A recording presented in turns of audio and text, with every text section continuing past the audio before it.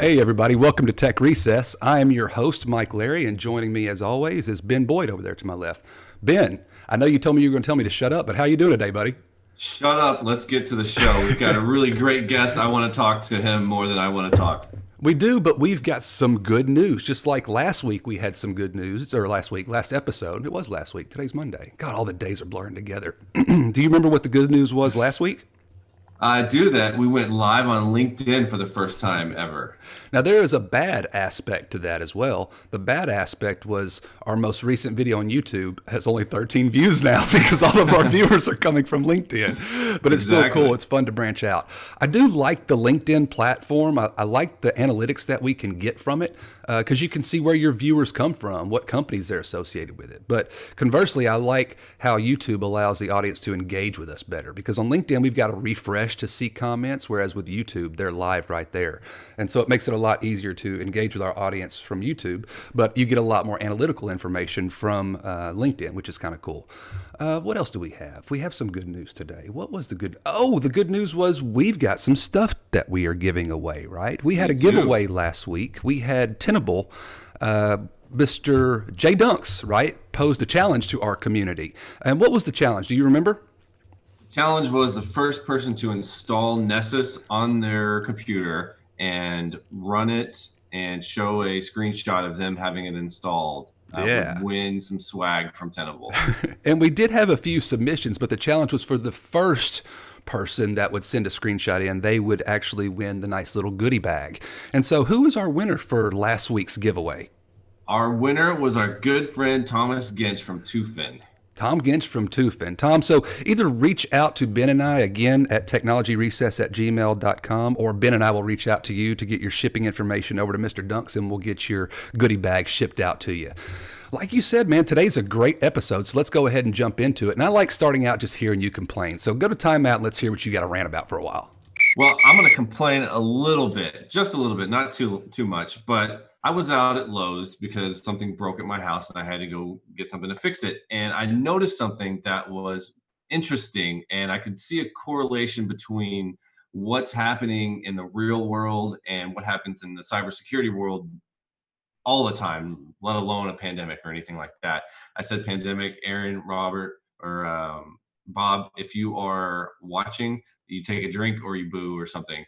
I'm sorry, I did not mean to say that. No, so how people are reacting to threats out there in the wild. Some people are wearing masks and trying to protect themselves. Some people are staying in and trying to protect themselves and not doing anything at all and just sheltering in place, like one of our guests up in Brooklyn we had a few weeks ago. And I see the same thing happening in the cybersecurity world. And what I mean by that is there are some organizations out there taking every precaution. I see Aaron over there. Say it, new normal. What I see is a wide range of how people react to the threats of cybersecurity. And what I mean by that is some people are going all out. They're putting everything that they can into cybersecurity because they take it seriously. They don't want to run the risk of having a breach. They don't want to run the risk of losing that data or having downtime. And there are some organizations out there that think cybersecurity is a hoax or it's scare tactics or what have you. And I think after our conversation today with our guests, we're going to realize it's not scare tactics. This stuff really happens. I've seen some correlations. I'm not going to say whether it's good or bad, but I am seeing correlations on how people act in the real world and in the cyber world. So that's my rant for the day. I think we should get going with this guest. I'm excited. I can't believe you made a drinking game for our podcast. That is terrible. We're in the middle of a day. You've got people out there day drinking. You are a terrible influence, my man, a terrible influence. Well, it's there's some buzzwords out there in the industry that people always like to make fun of. One of them is single pane of glass. And yes, I said it if you're watching. So the next segment we have is Show and Tell, which gives people an opportunity to sponsor our episodes. Last week, like we've already covered, we had Tenable, which gave us a challenge to send whoever out there an opportunity to take a screenshot with one of their tools and earn a goodie bag. So this gives us an opportunity just to kind of open the forum up for sponsorship. And the sponsor for today's episode is Foresight. They are a provider of managed security solutions and cyber consulting services. And from Foresight, they've sent us the Wolf, who is there in the dark room, Mr. John Wolf. John, thank you so much for joining Ben and I today, man. We really do appreciate you coming on and telling us a little bit about Foresight. Thank you very much, gentlemen. My name is John Wolf. I'm the Vice President of Security Services here at Foresight. Foresight in itself is a managed security services organization where we do have, as mentioned, those cyber consulting and security services as well. From that managed services side, that is that monitoring and alerting aspect that a lot of organizations could utilize. It also comes with various aspects around patch management and threat hunting services. In our cyber consulting services, we do cover all those various alphabets out there, such as ISO, NIST, HIPAA, CMMC, CCPA, and so on. From a cybersecurity standpoint, we'll be talking a little bit today about the penetration testing activities. So that's your network application and even that social engineering side, where we look to gain access to an organization's environments. Thank you very much for joining us, everybody. I'll hand it back to Mike. All right. Thank you so much, John. Have a good rest of your day, buddy. Thank you. Thank you. All right, Ben. So you're anxious to get into today's topic, and so am I, because it's an important one. As we continue to penetrate deeper into just a digital way of life, it's never been more paramount to have a hardened security posture as it is today, whether it's from an organizational perspective or from a personal residential perspective as well. As we become a more digitalized species, the need for comprehensive and sound security has never been more prevalent than it is today. So today's topic is penetration testing. And joining us today is Brad Ammerman. Brad, thank you so much for joining Ben and I to talk about penetration testing and all things cybersecurity. Thanks for having me, guys. I actually need to bring you on the screen. I have Mr. Wolf on there. Oh, boom, there you are. That's Brad. That's not John Wolf. Brad, it's good to have you. So for people that don't know anything about you or who you are, I would just kind of summarize who you are as a security consultant. You're currently a member of the attack and penetration testing team for a major security firm. You've been a member of the Red Team at Optiv and a cyber intelligence analyst over at Lockheed Martin. You've been in the industry for about 20 years and have gained a solid background in networking, information assurance, cybersecurity, engineering, penetration testing, vulnerability assessments, reverse engineering, exploit development, all that good stuff. I know that you hold a number of industry-leading certifications, and so I would describe you, I guess, as a subject matter expert for any and all things cybersecurity related. Would that be an accurate assessment as to who Brad Ammerman is? I think we lost Brad. Oh, looks like we did. I think we've lost Brad. Brad is frozen in time. This is our first on-air debacle. That sounds like me. Here we go. Is he back? It sounds like him, or I heard audio. Are we lagged super bad? Oh yeah, I was letting you. Yeah, it sounds like Brad is now lagging at the worst possible time. We need to sync him up with somebody for a layer 1 physical assessment. Maybe get him some improved bandwidth, maybe some capacity planning out there. Oh, that must have been it. Let me call. Oh, now you're coming back. Now I see you a little bit. It was weird. You were talking so highly of me, and then it froze. Yeah, it says your bandwidth is low, and so hopefully it will return you to full screen. There you are. Now you're back. So hopefully we got you. So I heard you say that does describe you pretty well. So that is accurate? That is accurate. Is there anything else that you want to add to kind of increase your clout, so to speak, to our viewers? Anything that I missed? Anything? Because I know that information might be a little bit outdated. So is there anything else that you've been up to recently that we might not be aware of? No, I mean, I constantly do training on the side. I've been utilizing a lot of the free LinkedIn training, and I got to say, the people who develop this training and offer it for free is doing the industry a hell of a one-up.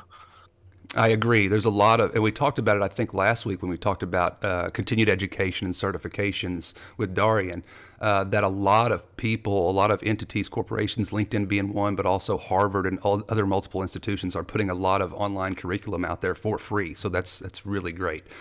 So for people that might not know what a security engineer, what a penetration tester does, could you just tell us in layman's terms what it is that you exactly do for a living? Basically, just exploiting a vulnerability, whether it's a person, a piece of software, a physical appliance, or the building itself, just to gain access and show them where bad guys could get in, and hopefully explain to them in the way they understand on how to fix it. That's awesome. So when you talk about the things that you look at and try to exploit, you said something that really stood out to me was a person, because a lot of times in today's society, people think that from a cybersecurity perspective that they just totally exclude social engineering. They totally don't look at the person as being the possible weak point. They look at their configurations and anti-malware and antivirus solutions and all different types of anti-cyber crime solutions, so to speak. And they don't think of themselves as being the possible weak point. So social engineering is becoming a very prominent aspect of penetration testing. Now, we've seen Sneakers and the movie Snowden and all that stuff. Is what they do, is that just penetration testing, or how would you describe pen testing to the layperson? I mean, some portions of it, I mean, it's more social engineering. But look at Kevin Mitnick. He's known as the world's #1 hacker, but he's a social engineering guy. To me, when it comes to hacking, the best way I can explain it is if you think of it as like cooking. If you have a recipe and you deviate from that recipe and change it just a little bit, you hacked the recipe. So basically, you're looking for ways to make something better or something more secure.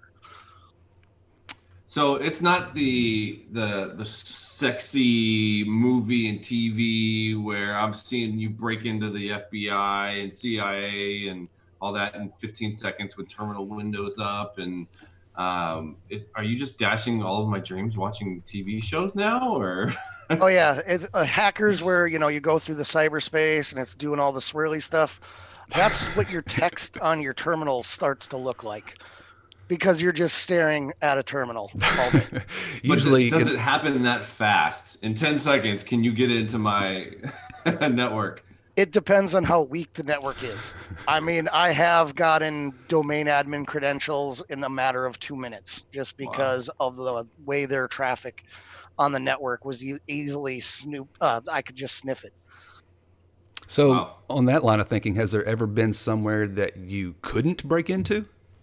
Oh yeah, there are secure facilities, but then there's also companies that underscope their projects and they don't give me enough time to actually go at it. So if they give me only 8 hours, I might not get in. But if I'm a bad guy, I have all the time in the world. And I'm going to go and look at different attack platforms on getting in. And if a bad guy wants to get in, they're going to get in. That's kind of a scary thought. A really good point. So one of the last jobs that I was in, we talked a lot about, or we had pen testers on our team. And one of the things that we always kind of had a fight with between selling the time and actually doing the work was that scope and the actual job that they're doing versus what the customer thinks that they're doing. And usually what it boils down to is time. A hacker, like you said, has unlimited amount of time to do all 24 hours of the day if they want to and focus it at you, whereas a penetration test may not. I mean, that being said, are there ways to kind of emulate what a hacker would, or a team of hackers would be able to do from a corporate standpoint? Can you emulate that? I mean, if you have an internal red team that's using the known TTPs out there and the tools like a normal C2 and try and obfuscate your traffic, I mean, that's just a good internal red team right there. Well, you just mentioned tools. So from a physical and software perspective, both, what tools do you use for these types of engagements? I mean, I have a grappling hook, for God's sakes. I mean, I'm not kidding. I really have a grappling hook. I have a lot of fireman's tools. to break into the doors. I have under the door tools, even things like canned air to break into, any kind of blocking mechanisms on a door. For software, we have, a lot of open source tools. We do tend to write our own. Since you talked about Tenable, we heavily use them for a vulnerability scanning solution. I believe it's one of the better ones out there. Definitely, it limits more of the false positives than some of the other ones. I got an entire Pelican case full of just crap that I use, whether it's software or physical tools. And that's awesome. That's the second time today someone has considered security tools crap. I was on a call today with some teammates, and they were like, "Oh, you sell your security crap," and I'm like, "What the heck?" Okay, that's awesome. So you're Batman from a physical standpoint, apparently. Yeah, and software as well. I mean, I know a little bit. I would consider myself a little versed. So is one of those tools like a rubber ducky or like a backpack with a Wi-Fi on it? Oh yeah, I have a rubber ducky, Raspberry Pis that are basically used to do, callbacks if I want to drop it in their actual network. I mean, I have a lot of the Hack 5 tools like the LAN Turtle, the Wi-Fi Pineapple. I have every alpha, Wi-Fi tool out there, so that way I can just walk around, like you said, with a backpack. I have a tablet that I converted into Kali Linux, and I can walk around with the tablet, and they would be none the wiser that, I'm sniffing their Wi-Fi traffic or actually emulating a keyboard and trying to get into a machine from there. And we have a very important question from the audience, but do you have a utility belt? That's what they want to know. I do. You do. Yeah, you're way more advanced than Ben and myself. I mean, you've got a grappling hook, for God's sake. Ben just grabs a clipboard and puts on a fake hat and a name tag and tries to walk into establishments and drop Raspberry Pis in. So it works. It does work. I was actually on an engagement with one of my cohorts, and he pretended to be the building manager, and they were actually having construction in the building. And if you look at me, I actually look like a construction worker. I got tattoos, the face. I just walked in with casual clothes and looking like a construction worker, and they just let us in, and we dropped the Wi-Fi Pineapple and got into their network within about an hour and a half from their own lobby. People would be amazed, when they think of hacker or they think of cyber criminals, they often don't think of the average person that looks like you and myself. They think of some foreign person, and so when you walk up as just an average, I'm going to say American because we're in America, North America, but when you walk in as an average person and pretend that you belong there, oftentimes you're accepted as being normal and you just bypass all security precautions. So it's very interesting that you say it does work out a lot. So question. Go ahead. Have you ever been shot at? I've had a gun pulled on me, never shot at. I have been detained, but never arrested. Yeah, Ben was pretty much detained kind of on one of his last engagements. He had, I think, 3 locations he was trying to break into, and one of the customers got really suspicious, which was good, right? That's why, you never get me to do anything. I'm not a good liar. My wife will tell you right now. No, so we had one of our guys, they tried to act like a installer for like a Cox or something like that, and it made this lady really suspicious. And that kind of goes to my question to you. You've been doing this for I think Mike said 20 years now. Have you noticed a change in people? Are they getting more security conscious? And the reason why I asked that is this lady was so suspicious, and it wasn't suspicious from a cyber perspective. She just didn't want to have a mass shooting happen at her place of business. So she said, no, if I don't know who you are, you're not allowed here. So are there other things out there like causing you or causing people to be more secure? I'd like to think so. I teach at a local college, and I teach security, that's my job.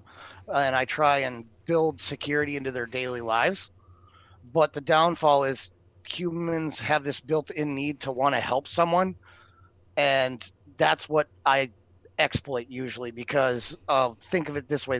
One way that I find it really easy to get in, walk up to a building with both hands full of Starbucks and say, hey, can you hold the door? I'll give you one of these. That's not a bad tip. That's not a bad tip, man. I like that.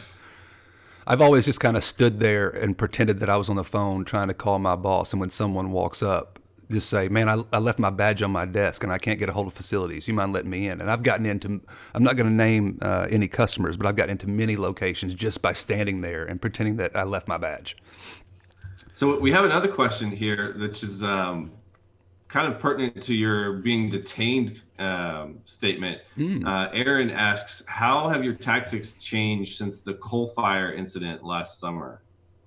I've actually sent my employees on those physical engagements instead of me. Taking himself out of the line of fire. How has your employees' tactics changed, or have they?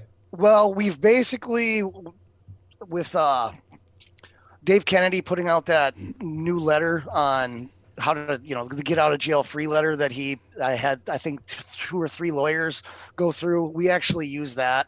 I tell my employees to have 2 letters, one in their back pocket if they get detained, and one in their shoe or in their car, because I have had a client before, he was so mad he ripped up my letter.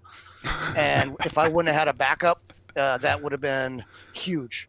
But we are trying to make our statements of work as bulletproof as possible, and at least let the client know through and through what we can and can't do. Because we've had a client actually get so mad that they broke one of my coworkers' SIMS cards because he took a picture of a computer that was unlocked.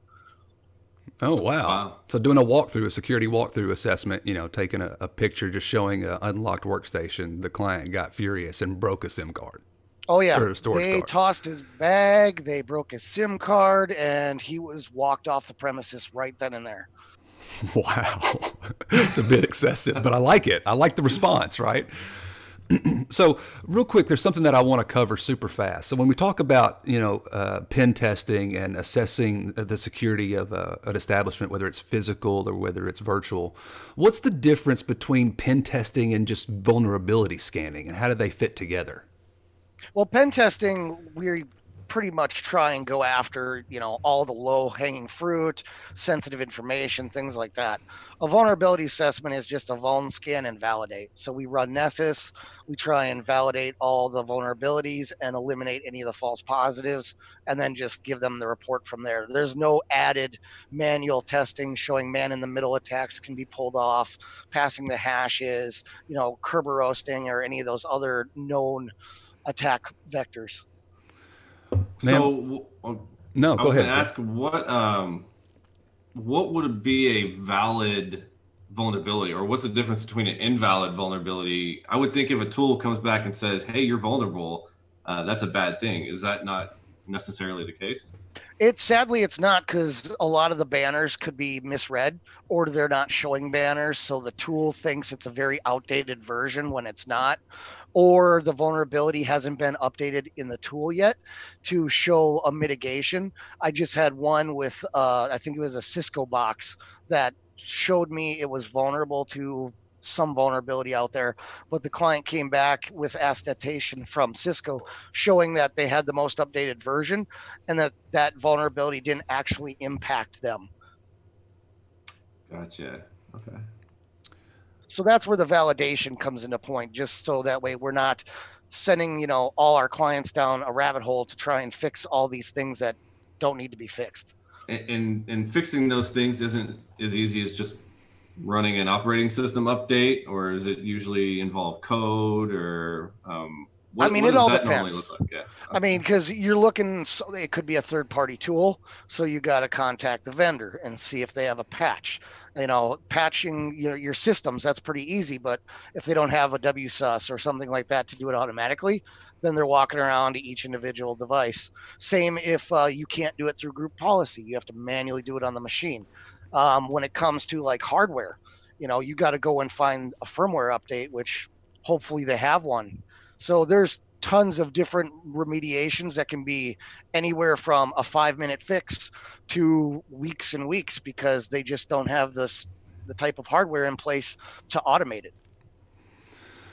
Do you ever get to come back after you've done a test and, told them we got into your environment these 5 different ways, and here's how you fix it. Have you ever been able to come back and test to see if they've actually fixed it?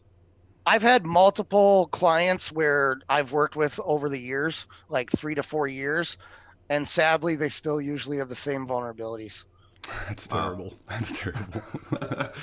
So this all sounds really cool. And I think that oftentimes when people say they're in IT, that brings a certain mental picture to the forefront of people's minds. You know, cubicle work, headset on, working in front of 2 or 3 screens all day. But you got a freaking grappling hook in your toolkit. How did you get into this line of business? Google. Just Google. One word answer. I started learning through Google, and I got hired on at the Denver International Airport, and I got a mentor from there. He taught me a lot, got me into networking. I built my brand through Twitter and LinkedIn and made some really good connections in the industry. And with those connections, it helped me out a great deal to just get my foot into the door. Accuvant Labs gave me an opportunity, and from there it just excelled after that. That's awesome. So would you say most of your education and all the tools that you're using is done solo, or are you using books, or how are you learning all these new methods? I mean, is it truly just Googling how do I break into an HID proximity card, or? I mean, it's not that simple, but yeah, I have a lot of books. I don't really read them. I just look at them. They're on my shelf. They just look cool. I do a lot of tutorials. You know, I look at the how-tos and watch, you know, the videos that people put out on how to do something, because there's so many different attack vectors to try and remember how to do it, and remember the code for each one is just overwhelming. So you always have to have either your to-go list, like the Red Team Field Man, the RTFM, and things like that, just for quick references. So you've worked a lot of places. This question's coming from Michael in YouTube chat. You've worked a lot of places. What's the average lifespan of pen testers at most companies? I think that might be a fake name. It's honestly about every 2 years. They got about a 2-year lifespan. Do they? That's what I see. I have seen at least in the industry. So when they leave, do they jump ship and look for the same type of role elsewhere, or are they switching roles altogether from what you can gather? Most of what I've seen is more money or a title. So for me, I was at, you know, Accuvant Labs, and it became Optiv. I was there for quite a long time, and I had 5 managers in the course of about a year. Jesus. And each one told me, if I hit these bullet points, you will become a senior. By the time I hit those bullet points, had a new manager, new bullet points, new manager, new bullet points, blah, blah, and just over and over. And then that's when I moved to Foresight for the senior title. And then they actually, about a year and a half in, maybe 2, they upgraded me to a principal. Nice. We have another question coming in from chat. And since I talked about your certifications in your introduction, it's kind of relevant. So what are your thoughts on certifications like offensive security? I have a lot of them. I have my, you know, my OSCP, my OSCE. I'm actually going to be taking my OSWP because it's only $300, so might as well. Might as well. I mean, I got a lot of downtime, so might as well take it. I love the OffSec team. I mean, their stuff is great. I hate the flack that they were getting for the whole not being proctored and all that, because, you know, there's always going to be a few bad apples out there, and that made them look really bad and having to scramble to change their whole platform on testing. I haven't actually looked at their testing, but I would think that you wouldn't really care if it's proctored or not, because the nature of the job, like you said, is there's a lot of Google. I would think that, you know, if you run into a problem during the test, an open Google test would be the way to go. But I assume there might be, you know, some standardization issues there where they use the same test for everybody, and you just type in these 5 words and now you've passed. Yeah, I guess I can see how they would want to proctor for that. So Is there any one resource besides just saying Google that you find yourself going back to time and time and again that people that may be interested in getting into this line of work might want to put on their radar as a source for information that they should go out and check out? Yeah, I'm actually pulling up my links. A lot of good ones. Like there's PowerShell for pen testers and red teams. The pen tester cheat sheet. High on Coffee is a good one. A lot of GitLab stuff I'm high out on there. coffee right now. I mean, there's awesome red team tactics. I have bookmarks beyond bookmarks on my Firefox here that are just resources that I go to. If anybody out there is curious about the list of links, reach out to Ben and I, and we'll see if we can get some of these resources and kick them back to you. Go ahead, Ben. Yeah, I was going to ask if it's ever been as easy as just searching someone or like an organization's email address in Pastebin for a password. Has it ever been that easy where you just say, hey, are there passwords out there already? Oh, it has. It's gotten more difficult, but it definitely has happened in the past. So speaking of how easy something is, we'll just take a typical medium-sized company. Let's say, they've got a edge firewall, a perimeter firewall, some next-gen anti-malware utility, and 150-ish, Internet of Things devices on a mostly segmented type of network. No one monitors their network. And how long with those parameters do you think it would take for you to get in on average? I know that's a ballpark sort of, guess that you can give us. I'd say it'd probably within a week. 1 week? Honestly, it'd be quicker than that, but depending on, what kind of wireless they have, can I just go sit in the parking lot and hit it from there? Is their building at night? Do they have anybody that goes in? Because I could pay them $500 for their badge. I mean, it all depends on, the other things, like how many employees are there? Are they working from home? Are they working in the office? Can I tailgate? I mean, can I get in from the roof with my grappling hook? It just all depends.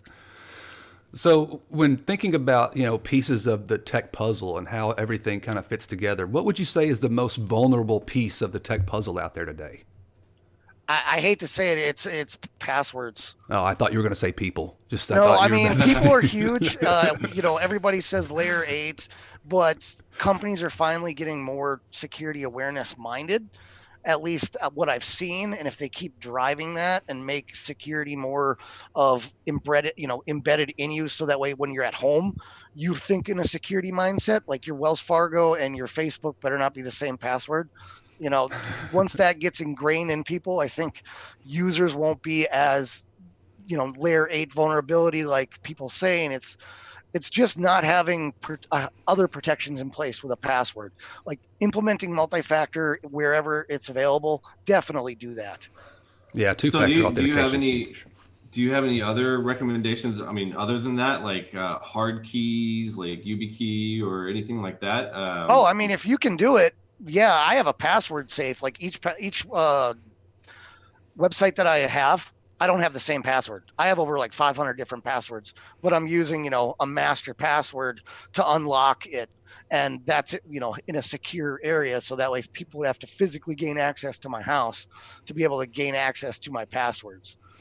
So you just brought up password managers, and having a good solid password that exceeds the requirements is one of the best things that we can put in front of people to give them solid security. Weak passwords are one of the weakest points in the security chain, in my opinion.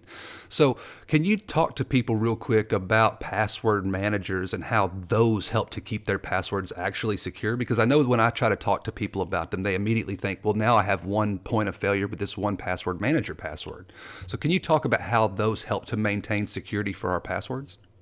Well, it depends if you're using the online ones like LastPass and things like that. But basically what you do is you create a new password that's generated however long, and it's saved in this, password manager, which is encrypted, and you are the only one that knows that master password to decrypt it. So they would have to, either get it from you or hack your device or gain access to something where that master password is. And if you have a two-factor on that, it'll be a little bit harder for them to actually get that second factor to open up your password manager.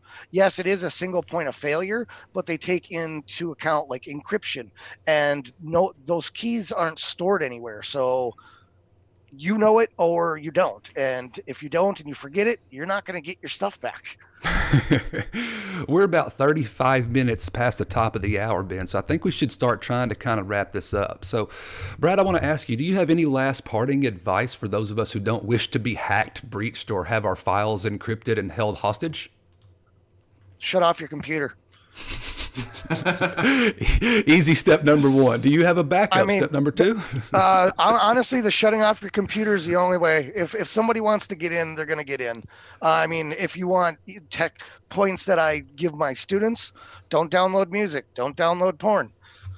Stay away from peer-to-peer sharing sites and any kind of deep web bad stuff. Just stay away from it. Don't click bad shit. Stuff. I like that. Don't click shit.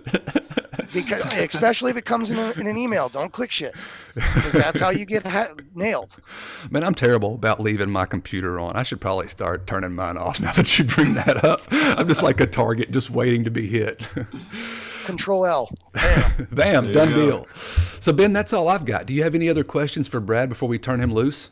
I've got a lot more questions, but I know we're running late. So I just want to say thank you, Brad, man. This was awesome. I knew we wanted as much time with you as possible, because talking about this is kind of the fun part of cybersecurity. So no, I really appreciate your time, man. And I wish you the best of luck out there. Brad, thank you, gentlemen, for having me. Absolutely. If our audience wants to reach out to you directly, how can you be found, or can you be found? Oh, I can be. I'm on LinkedIn. I'm out there. LinkedIn, Bradley or Brad Ammerman. Awesome. Brad, thank you so much. As Ben said, we really do appreciate you taking time out of your day to talk to us about network security and penetration testing. We'll turn you loose now, man. All right. Have a good one. You too. Bye now. Ben, that was good, man. I liked it.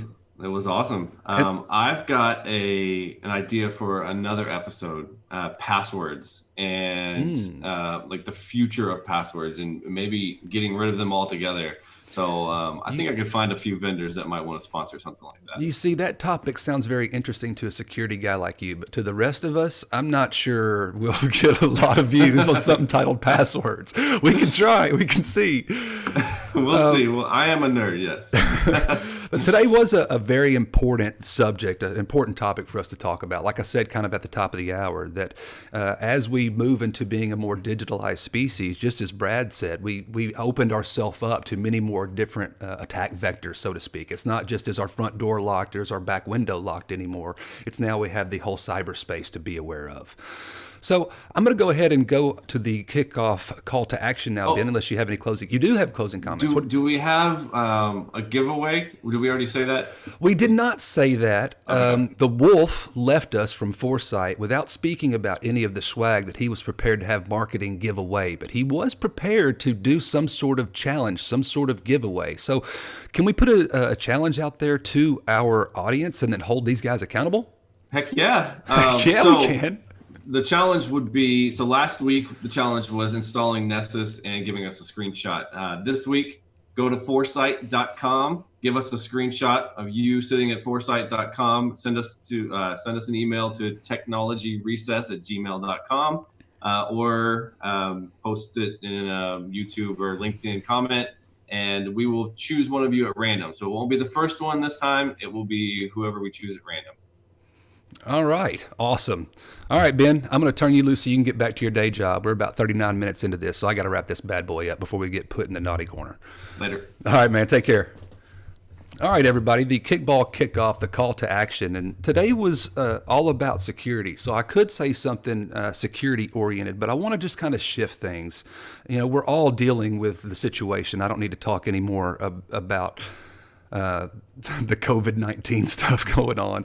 I just got us unmonetized by saying COVID-19 on the air.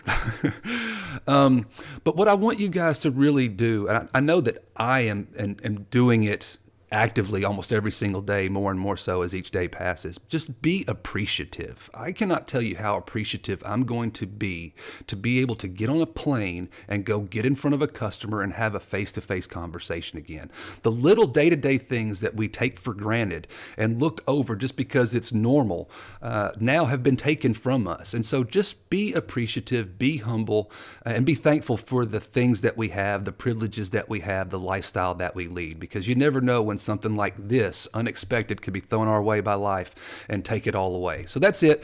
Go forward today. Be appreciative of what you have. Be thankful. And with that, that's all we got. We'll talk to y'all next time. Goodbye, everybody.